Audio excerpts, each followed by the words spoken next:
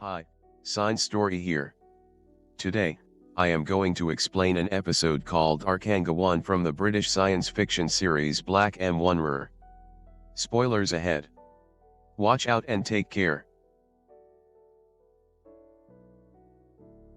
The movie starts in a labor room of a hospital. Single mother, Marie Sambell, lies on the hospital bed, giving birth to her baby daughter, Sara. She happily hugs her. Cut to 3 years later. Marie's father, Russ, has been helping her raising Sara. One morning, we see him trying to feed her granddaughter. Marie comes in and offers to take Sara to the park. As Sara plays, Marie is distracted talking to someone else. Sometime later, she notices that her daughter is missing. She calls for her but gets no reply. The screen goes blank. Then we see Marie continuing to cry and call for her daughter in the street when a man finds her. Apparently, she had followed a cat out of the park. Marie hugs Sara in relief. A few days later, Marie takes her to a clinic. She has signed Sara up for a trial of a procedure called Arkangel. The doctor invites them in, and quickly injects Marie's forehead with a chip. She then begins explaining to Marie the benefits of the procedure. The chip just planted on Sara enables Marie to monitor her through a tablet whenever she wants. She can have access to her location at all times, monitor her vitals like blood pressure and sugar levels, and also see whatever Sara sees. The additional feature of the procedure includes censoring violent or sexual content that wouldn't be appropriate for a child. However, the procedure is irreversible. The doctor then changes the channel on the TV to violent gunfire. She enables the censoring feature, which blurs the TV from Sara's point of view. The same thing happens when Sara sees things that scare her. At home, Russ is not happy about the procedure, but Marie dismisses him. For the first few days, they have fun playing hide and seek using the tablet. Marie always enables the censor when Sara walks by the neighbor's scary dog, so she won't be afraid. Ever since, Marie has been monitoring every move Sara makes. One day when she is at work, the tablet starts to beep because Sara's cortisol level is high, suggesting that she is stressed. Marie quickly checks it, and sees Ross having a seizure. She runs to help her father and saves him. It is now 6 years later. Ross has passed away. Marie and Sara are the only ones living in the house. That day, they pay a visit to Ross's grave. Marie still always monitors Sara. As Marie cries grieving her father's death, her face is blurred to Sara, as it is parent advisory content. Sara still cannot see the neighbor's dog. She walks to her school where a group of her friends watch violent videos on their tablet. Sara asks them to describe it to her. All of her friends know that she is special. One of them named Trick tries to explain the video to her. When she asks him how blood looks like, he describes it as red juice. The system also censors Trick's cursing, hence Sara only hears a muffled noise. That day at home, Sara draws a man bleeding through his head. As she completes the drawing, the system blurs the blood. Frustrated, she sharpens a pencil and stabs her finger with it. As it starts to bleed, the system blurs it too. She puts the blood on her face to at least feel it. Just then, the tablet starts to beep, suggesting that Sara is stressed. Marie quickly rushes to her room to see Sara repeatedly stabbing her palm. The following day, she takes Sara to a therapist. He shows her a picture of two people fighting, but Sara doesn't recognize what they are doing. Marie assumes that she has autism, but the doctor tells her that it is probably the result of her whole life being censored. He then mentions that the Arkangel wasn't launched nationwide because of the same reason. Since the implant cannot be removed, he suggests Marie get rid of the parental unit. Marie feels guilty for being the reason her daughter is different. That day, she returns home and turns off all the censor features of the tablet. She then hides it in the kitchen cabinet. She tells Sara about the system being off during breakfast. However, Sara is a little skeptical because she has never been without her mom's supervision. She walks out and is startled to see the neighbor's dog bark at her for the first time. Scared, she tries to cross the road and is almost hit by a car. She reaches school to see her friend, Trick, fighting a boy. She can see his busted lips for the first time. Trick is happy that she can finally see everything and takes the opportunity to show her sexual contents and violent videos. The following day, Marie sees Sara off to school, then keeps the tablet in the attic. Sara gets more accustomed to the neighbor's dog and quickly runs when she sees it.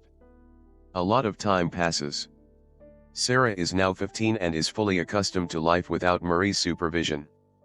She even makes friends with the neighbor's dog. That day, she is with her friend, Meryl, at school when they encounter Trick. He is all grown up now. Trick and Sara seem to like each other. He invites the girls to a bonfire beside the lake. They accept the invitation and decide to lie to their parents about going to a girls' movie night. When Sara reaches home, she tells Marie the same. She doesn't question Sara further. In fact, Marie too is going out with her boyfriend at night. The group of friends is now by the lake. As it turns out, Trick is a typical drug junkie now. He passes Sara a blunt and she accepts it. Meanwhile, Marie is back from her date and calls Sara while returning home. However, the call directly goes to voicemail. Worried, she calls Sara's friend. Her mom picks it up and informs her that the girls were never there. She calls her repeatedly, but Sara doesn't pick up.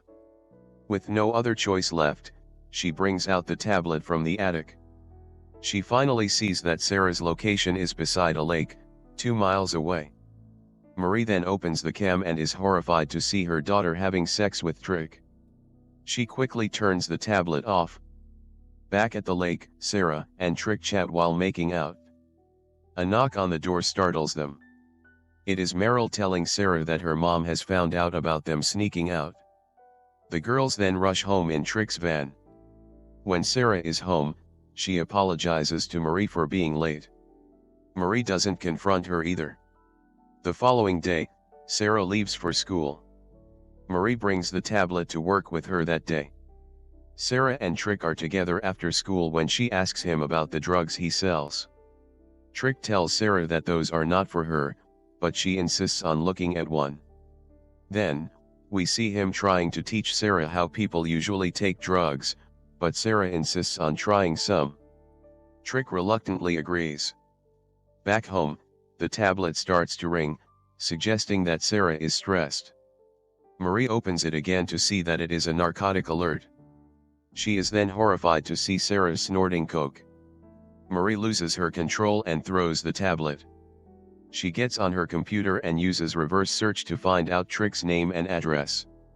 The following day, she goes to Trick's job and threatens him to stay away from Sara.